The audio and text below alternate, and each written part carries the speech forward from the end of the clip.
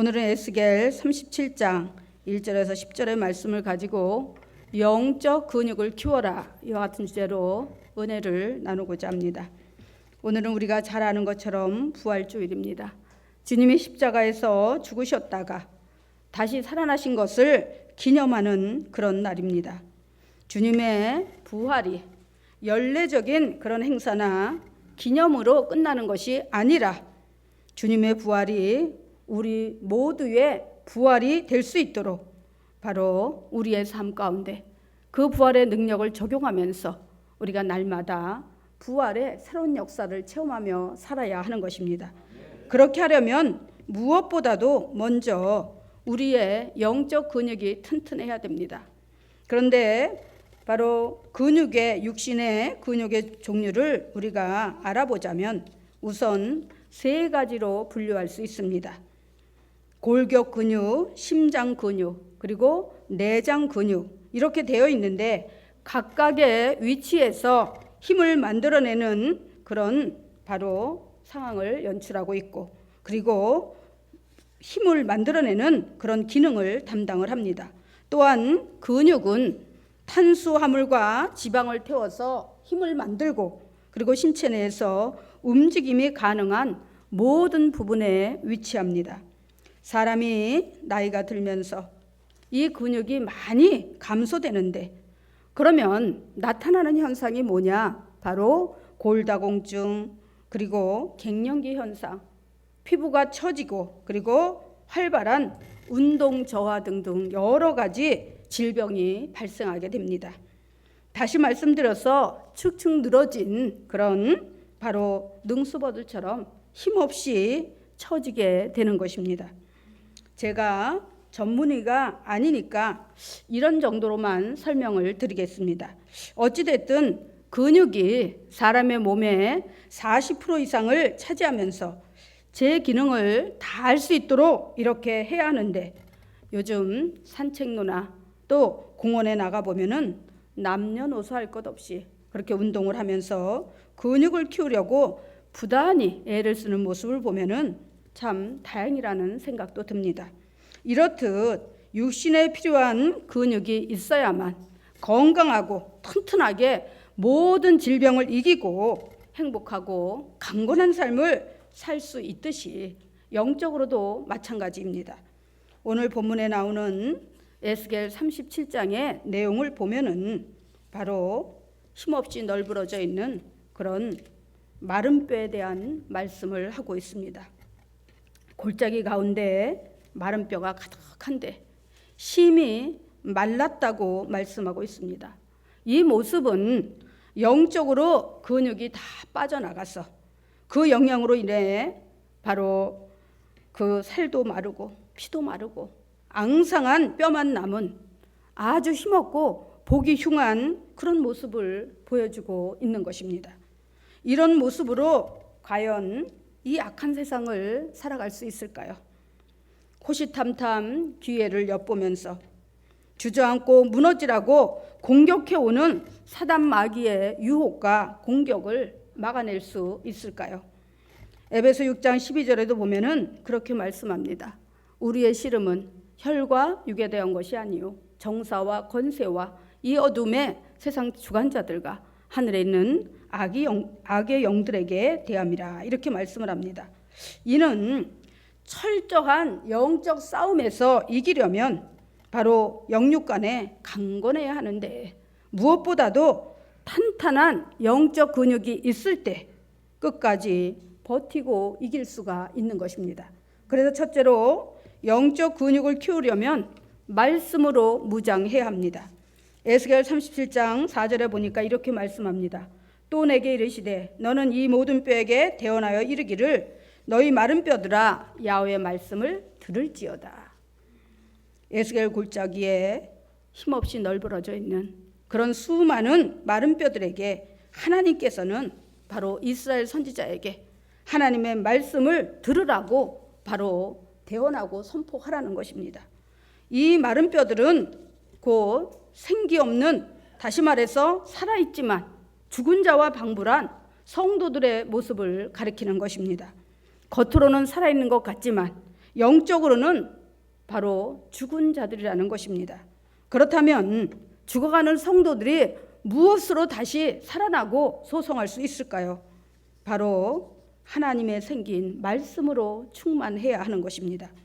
그러므로 로마서 10장 10절에 보면 그렇게 말씀합니다. 사람이 마음으로 믿어 의에 이르고 입으로 시인하여 구원에 이르느니라. 또 17절에 보면 믿음은 들음에서 나며 들음은 그리스도의 말씀으로 말미암았느니라 이렇게 말씀을 합니다. 그래서 이 말씀은 하나님의 말씀을 듣고 마음으로 받아들이면 그 말씀이 영혼의 생기가 되어서 죽지 않고 구원에 이른다는 것입니다. 할렐루야.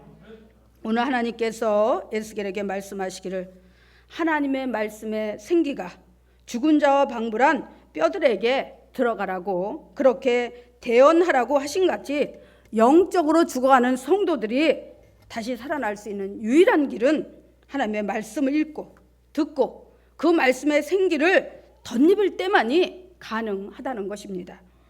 그러므로 히브리서 4장 12절에서는 그렇게 말씀합니다. 하나님의 말씀은 살았고 운동력이 있어 좌우의 날선 어떤 검보다도 예리하여 영과 혼과 및 간절과 골수를 찔러 쪼개기까지 하며 그 마음의 뜻과 생각을 감찰하시나니. 할렐루야. 에스겔 또한 30장 5절에 보니까 이렇게 말씀합니다.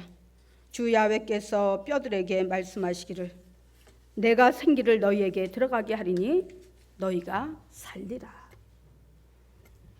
여러분, 우리가 많은 몸에 좋은 그런 보약을 먹고 영양제를 먹고 좋은 음식, 산의 진미를 많이 우리가 섭취한다고 해서 우리가 건강할까요? 그렇지 않다는 것입니다. 사람은 동물과 달라서 영과 혼과 육으로 지음받았습니다. 다시 말해서 육도 강건해야 하지만 그 육을 지배하고 다스리는 바로 영이 강건할 때 우리가 살아있는 존재가 되는 것입니다. 우리가 생각하고 사고하고 판단하는 것, 이 모든 것이 어디에서 나오는 줄 아십니까? 육에서 나오는 게 아니에요. 영에서 나오는 것입니다. 할렐루야.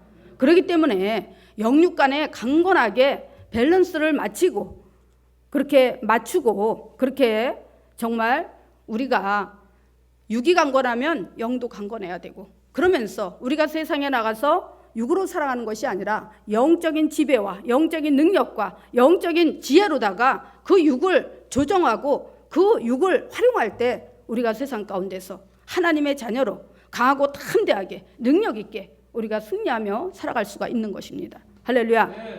그런데 세상 사람들은 육이면 다 되는 줄 알아요. 눈에 보이는 거면 다 되는 줄 알아요. 그러나 그런 것만을 추구하며 사는 자들은 언젠가는 그 육이 힘없이 정말 그렇게 영적 근육이 하나도 없고 힘없이 널브러져서 결국은 그 땅으로 들어갈 수밖에 없다는 것입니다. 땅으로 들어간다는 것은 영적인 그 생기를 가진 자들도 땅으로 들어갑니다. 근데 제가 말씀드리는 의미는 바로 영을 가진 존재들, 영이 강건한 사람들은 영이 하늘나라로 가지만 그 영이 없고 육만 지니고 사는 사람들은 결국은 그 육의 쇠퇴함으로 인해서 영이 하나도 없음으로 인해서 어디로 가요? 땅속 깊은 곳 음부로 들어가게 된다는 것입니다. 할렐루야. 그러므로 우리가 올해는 어찌하든지 간에 여러분들이 성경 말씀을 읽으시기 바랍니다. 적어도 일독을 하시기 바랍니다. 창세기부터 계시록까지 여러분이 날마다 한 장씩 읽으면 충분히 그 말씀을 다 통독할 수가 있어요. 그 말씀을 알아야지만이 그 말씀이 여러분의 삶에 생기가 되고 능력이 되고 지혜가 되어서 여러분을 안전한 길로 형통의 길로 인도해 가시는 것입니다. 그리할 때에 반드시 여러분이 영혼이 잘 되고 범사가 잘 되며 육이 강건해지는 그런 부활의 역사가 힘있게 일어나게 될 줄 믿습니다. 아멘. 그 다음에 두 번째는 기도로 성령 충만 받아야 되는 것입니다. 에스겔 37장 6절에서 7절에 보니까 이렇게 말씀합니다. 너희 위에 힘줄을 두고 살을 입히고 가죽으로 덮고 너희 속에 생기를 두리니 너희가 살리라. 또 내가 야훼인 줄 알리라 하셨다라. 이에 내가 명을 쫓아 대언하니 대언할 때 소리가 나고 움직이더니 이 뼈 저 뼈가 들어맞아서 뼈들이 서로 연락하더라. 이렇게 말씀합니다. 하나님을 믿는 성도가 영적 능력을 소유하기 위해서는 영적 생기인 성령의 기름이 여러분 안에 가득 채워져야 하는 것입니다. 그 성령의 기름은 우리 안에 가득 채우는 바로 유일한 길이 기도라는 것입니다. 기도라는 것은 참 거룩하고 또 부담스럽기도 하지만 신비하고 나아가 크고 비밀한 능력을 가지고 있는 것입니다. 그렇기 때문에 하나님께서는 어찌하든지 성도들을 살게 하기 위해서 기도하라고 여러 가지 비유를 통해서 여러분에게 계속해서 거듭거듭 강조하고 권면하고 있습니다. 그런데 반면에 사단 마귀는 우리의 주변에서 기도하지 않아도 된다고, 한 번쯤 기도 안 하면 어떠냐고, 뭐 필요할 때나 기도하지 뭘 맨날 이렇게 기도를 하느냐고, 이렇게 계속해서 수단과 방법을 가리지 않고 우리를 갖다가 기도를 못하도록 방해합니다.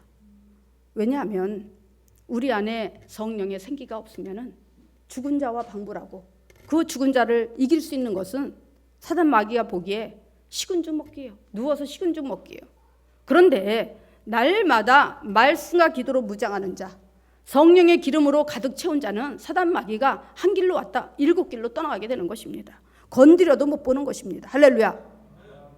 그러므로 우리가 기도해야 되는데, 바로 마태복음 7장 7절에서 11절에는 뭐라 그래요? 구하라 그러면 주실 것이요, 찾으라 그러면 찾을 것이요, 두드리는 자에게 열릴 것이니. 구하는 이마다 얻을 것이요, 찾는 이가 찾아낼 것이요, 두드리는 자에게 열릴 것이니라. 너희 중에 누가 자식이 떡을 달라면 돌을 주며 생선을 달라면 뱀을 줄 자가 있겠느냐. 아무리 약한 자라도 자식에게 좋은 것으로 줄 줄 알거든. 하물며 하늘에 계신 너희 천부께서 너희가 구하는 것을 좋은 것으로 주시지 않겠느냐. 할렐루야. 바로 이 부활의 의미를 우리가 다시 한번 깊이 되새겨 봐야 되는 것은, 부활은 이제 모든 것을 다 이기고 다시 태어난 것을 말하는 것입니다. 할렐루야. 바로 예수 그리스도께서 십자가에서 몸치고 피 흘리며 죽으심으로 저주와 사망 권세, 우리의 삶을 묶는 흉악의 결박, 질병, 그리고 부정적인 생각, 이 모든 것을 예수님께서 다 차단시키고 완전히 진멸하시고 이제 새로운 생명으로다가 예수 그리스도 앞에 나와서 길이요 진리요 생명이신 주님을 믿고 하나님의 전지전능하심을 의지하고 하나님 앞에 지혜를 구하면 우리에게 필요한 모든 것을 주시겠다고 말씀하고 있는 것입니다. 그 모든 것을 받을 수 있는 통로가 활짝 열린 것이 바로 부활절입니다. 할렐루야. 예수님이 단순히 십자가에서 죽으시고 사흘 만에 살아나셨다고 그냥 부활절 하면서 절기마다 기념하면 되는 것일까요? 아니에요. 그것은 성도가 부활의 의미를 진정으로 알지 못하는 것입니다. 여러분이 예수 그리스도를 믿고 하나님 앞에 나와서 지금까지 살아오는 동안 여러분이 하나님 앞에 얼마나 기도해 보셨습니까? 작은 일에서부터 큰 일에 이르기까지 여러분의 모든 범사를 하나님 앞에 맡기고 기도해 보셨습니까? 기도해 보신 분은 부활의 능력을 어떻게 해요? 말 안 해도 충분히 알 수 있을 것입니다. 아, 이게 부활이구나. 죽음과 같은 내 삶이, 얽히고 설킨 환경이, 내가 질병에 걸려서 죽을 것 같은 그 좌절 속에서, 내가 정말 가난해서 뭔가 꿈을 못 이룰 것 같은 그런 절망 속에서 여러분이 한번 기도해 보셨습니까? 하나님이 누구라 그래요? 무에서 유를 창조하시고 없는 것이 있는 것까지 불러내시고 죽은 자를 살리시는 전지전능하신 하나님이 저와 여러분이 믿는 바로 하나님이고 우리의 모든 필요를 채워주실 아버지가 되신다고 말씀하고 있습니다. 할렐루야. 그런데 우리는 형식적으로만 믿고 피상적으로만 믿고 그냥 종교 중에 하나라고 생각하고 내 마음을 의지하고 위로받으면 그만이지, 우리 눈에 안 보이는데 정말 하나님이 살아계실까? 여러분이 이런 생각을 갖고 있기 때문에 부활의 능력을 체험하지 못하는 것입니다. 부활의 기적을 체험하지 못하는 것입니다. 할렐루야. 예수님이 이 땅에 오신 것은 바로 하나님이신 성자 예수님이 이 땅에 육을 가지고 오신 것은 하나님이 우리에게 나 살아있어, 너희가 믿는 나 하나님 이렇게 살아있어, 한번 봐라, 내가 하나님이야, 그걸 보여주시기 위해서 육의 몸을 입고 이 땅에 오신 것입니다. 할렐루야. 믿으십니까? 그리고 그분은 우리의 온갖 모든 죄와 허물을 다 속량하시기 위해서 십자가에서 몸짓고 피 흘려 십자가 참수형을 당하셨습니다. 할렐루야. 그런데 그분이 누구예요? 하나님이에요. 살아계신 하나님이에요. 하나님은 죽은 자의 하나님이 아니라 산 자의 하나님이라고 말씀하고 있습니다. 그 하나님이기 때문에 그분은 죽은 지 사흘 만에 완벽하게 육과 영으로 살아나신 것입니다. 할렐루야. 그 부활의 기적과 역사가 여러분의 삶에 임하기를 바랍니다. 오늘 이 순간부터 여러분이 부활의 기적을 믿는다면 여러분의 삶 속에서도 부활의 기적을 창출해내시기 바랍니다. 할렐루야. 그렇기 때문에 하나님은 우리에게 그 예수의 이름으로 기도하라고 말씀하시는 것입니다.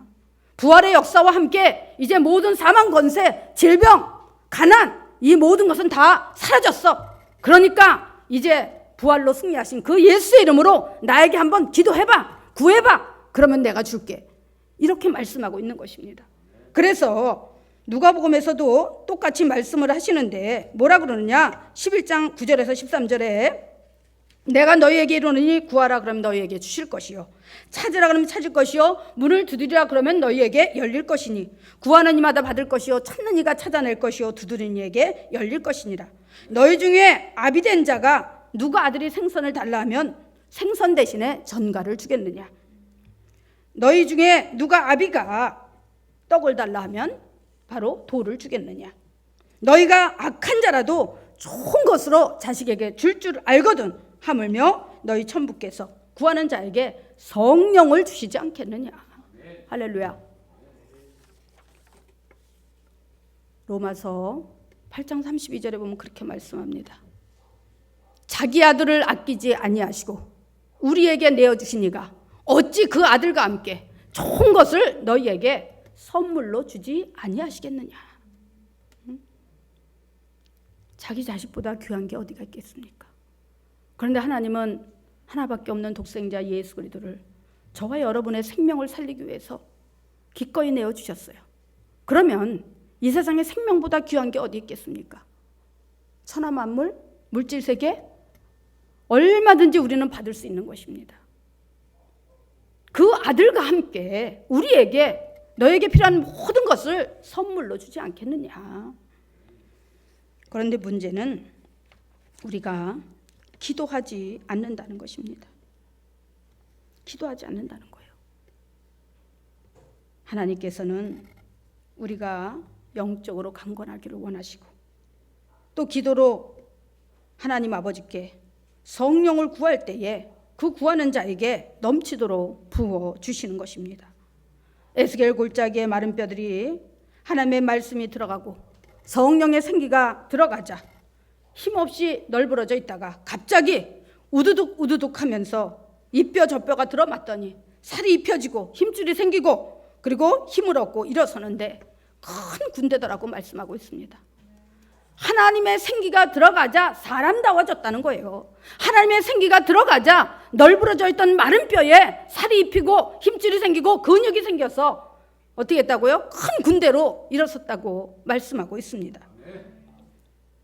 여러분 중에 혹시 영적으로 에스겔 골짜기의 마른 뼈처럼 힘없이 널브러져 있는 자는 없으십니까? 그대로 놔두면 영영 죽을 것입니다. 늙기 전에 성령의 능력을 덧입고 생기로 채우셔서 일어나시기 바랍니다.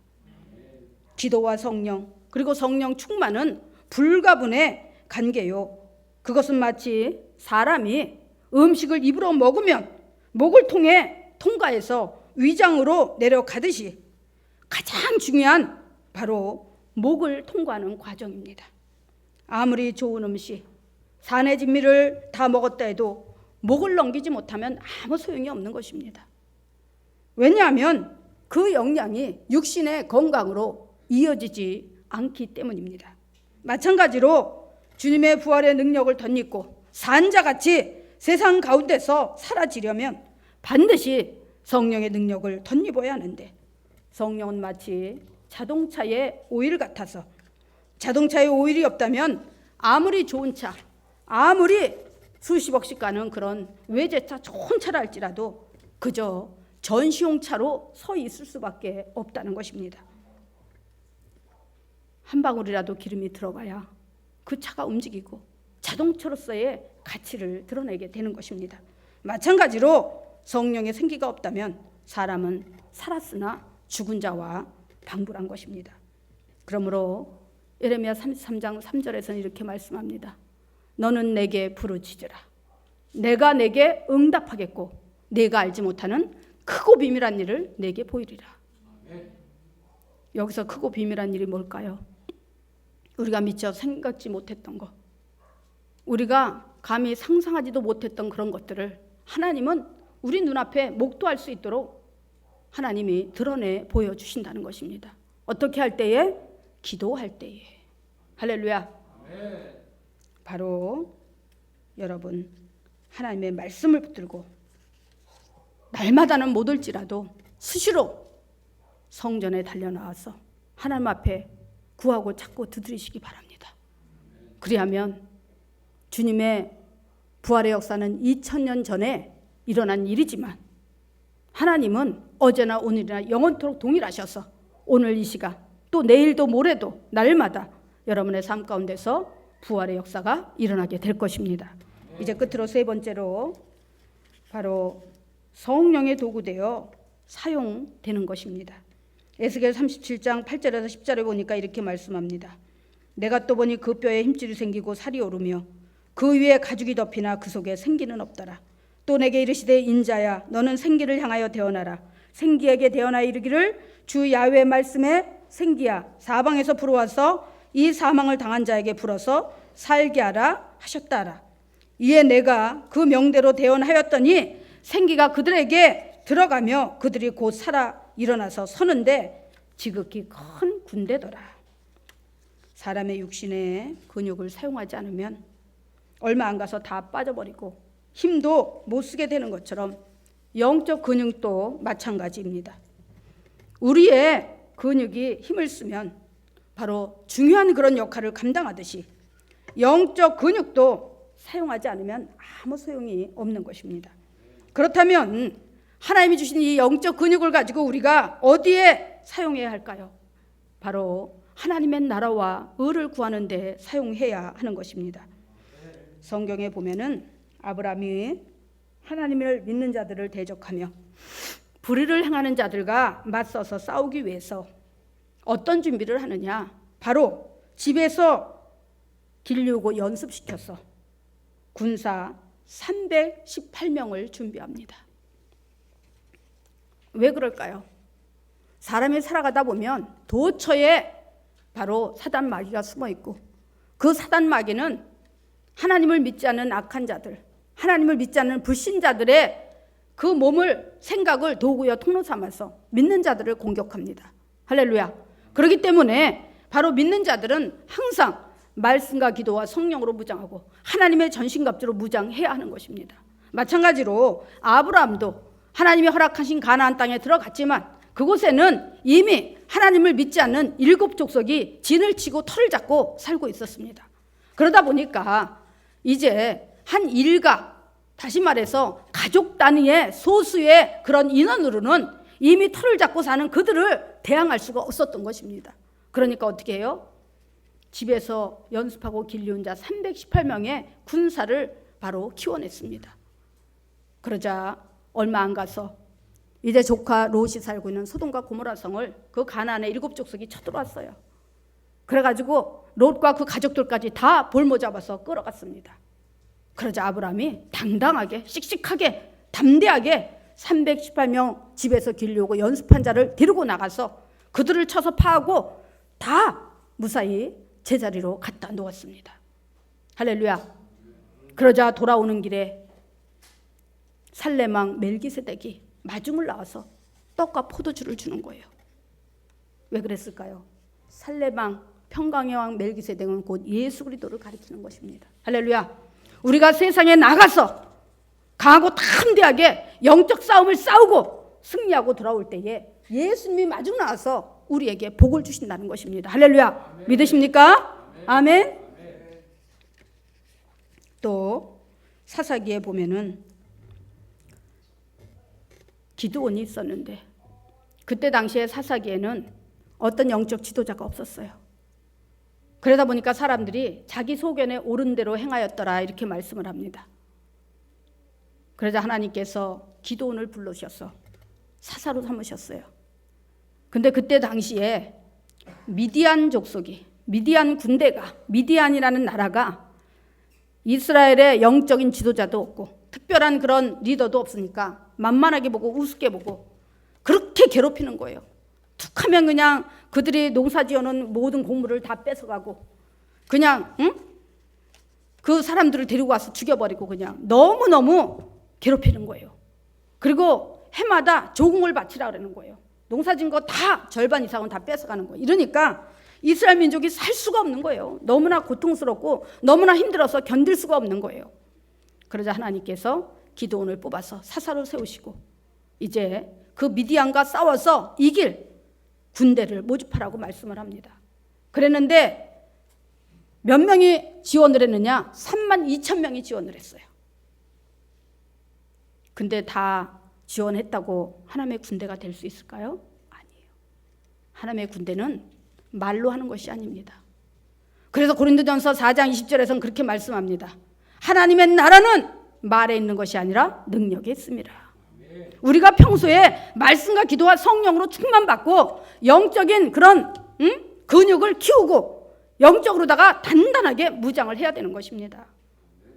그런데 그냥 미디안을 물리친다 그러니까 호기심에 순간적으로 일어나는 의협심에 모였는데 32,000명이 모였어요. 그런데 하나님은 그들을 테스트를 하십니다. 어떻게 테스트를 하느냐? 시냇가에 내려가서 물을 한번 마셔봐라 그래요. 물을 한번 마시게 해라.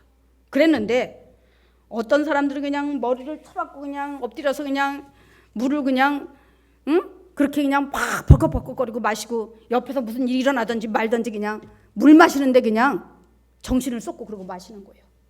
그런데 어떤 사람들은 무릎을 꿇고 앉아서 두 손으로 다 물을 훔켜서 마시는 거예요. 그러면서 사방을 둘러보는 거예요. 왜?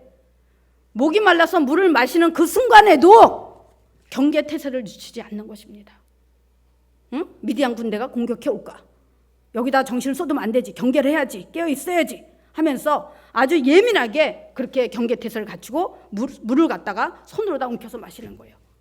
그렇게 해서 하나님이 뽑은 군대를 구별을 하는데 그냥 머리를 쳐박고 시냇물에다가 그냥 벌컥벌컥 마시던 사람들은 다 따로 세워놨어요. 그랬더니 몇 사람이 나갔느냐? 300명 빼고 나머지 29,000명은 다 어디로? 집으로 돌려보냈어요. 32,000명 지원한 데서 29,000명이 아니지. 300명을 뺐으니까 21,700명 다 보내버리고 나머지 300명만 딱 뽑아가지고 그들을 철저하게 무장을 시켰습니다. 그리고 나가서 이제 그들의 손에는 신식 무기라든가 싸움을 싸울 수 있는 그런 군대 무기가 하나도 없었어요. 그들의 손에 들려진 게 뭐냐? 빈 항아리하고 횃불 하나 들었어요. 그리고 그 기드온을 리더로 해서 대장으로 해서 나머지 300명이 미디안과 싸우는데 미디안 군사는 몇 명이냐? 수십만이 모였습니다. 그래서 얼마나 많은지 들판에 허단 메뚜기 떼 같다고 성경은 기록하고 있습니다. 수를 셀 수도 없다는 거예요. 너무 많아서.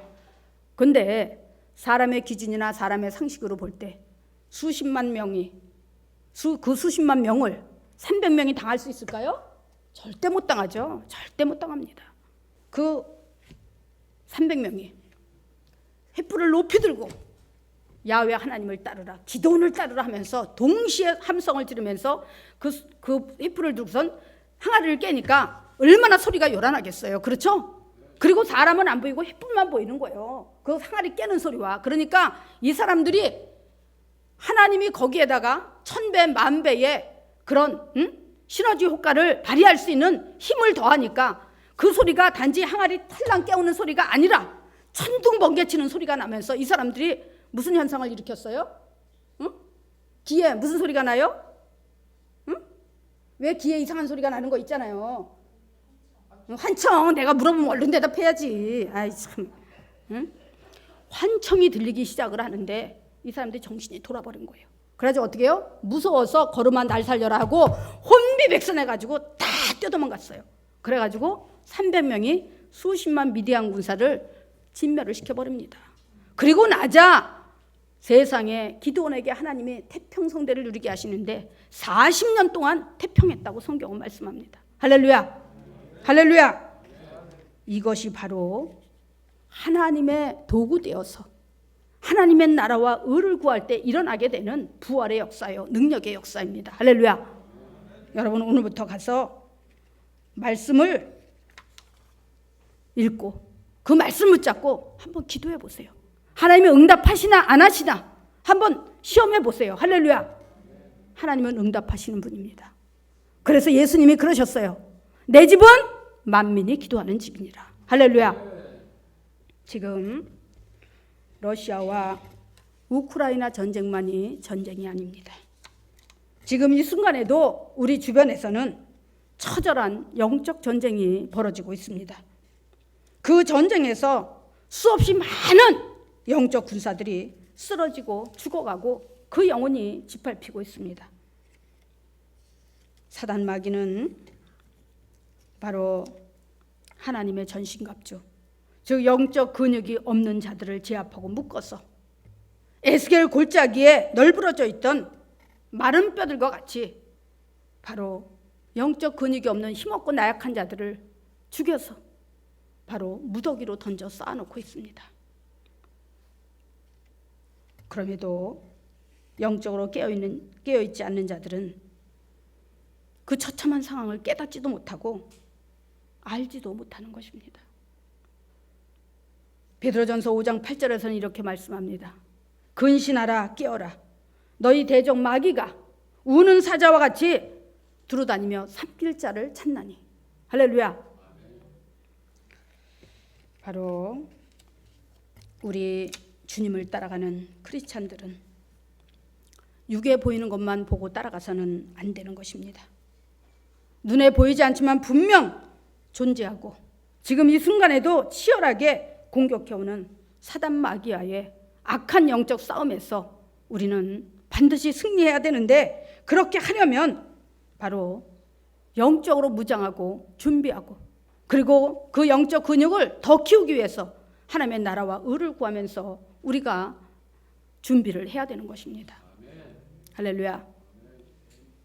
제가 어제도 이제 그 큰 가방에다 2 가방을 가득 채워가지고 제가 전도를 나갔습니다. 전도를 나가서 전도지를 돌리면서, 그런데 그 많은 사람들 중에서도 몇 명은 싫다고 거부하는 사람들이 있어요. 그 사람들은 아주 강팍한 사람들이에요. 우리가 그 마스크를 같이 내장해가지고 이렇게 주는데 냉정하게 탁 뿌리치는 사람들도 있더라고요. 참 불쌍한 생각이 들었어요. 그래도 감사하다고 다 받는 사람들이 있습니다. 그런데 언젠가는 그들이 이 말씀을 보고 읽었던 기억을 하게 될 것입니다. 그리고 언젠가는 그들이 생가사의 갈림길에 섰을 때 내가 과연 어떤 길을 선택해야 되는지 깨닫게 될 것입니다. 우리가 나가서 전도하고 억지로 끌어온다고 그 영이 하나님의 생명의 길로 나오는 거 아닙니다. 주의 영으로 인치지 아니하면 아무도 내게 올 자가 없다고 그렇게 하나님이 말씀하셨습니다. 우리가 씨앗을 뿌리면 성령님이 자라게 하시고 싹을 틔워서 바로 생명의 생기를 넣어줘가지고 살게 하는 것입니다. 할렐루야. 그럼에도 불구하고 우리는 눈에 보이지 않지만 이 수고를 게을리하지 말아야 되는 것입니다. 복음 전파와 영혼 사랑에 하나님이 가장 기뻐하는 하나님 나라와 의를 구하는 이 길을 우리는 멈추지 말고 달려가야 하는 것입니다. 할렐루야. 그리할 때에 바로 여러분의 삶의 자리에 영혼이 잘 되고 범사가 잘 되고 육이 강건해지는 큰 그런 축복이 임하게 될 것이며, 날마다 여러분의 삶의 자리에 부활의 기적이 일어나게 될 것입니다. 아멘. 기도하겠습니다.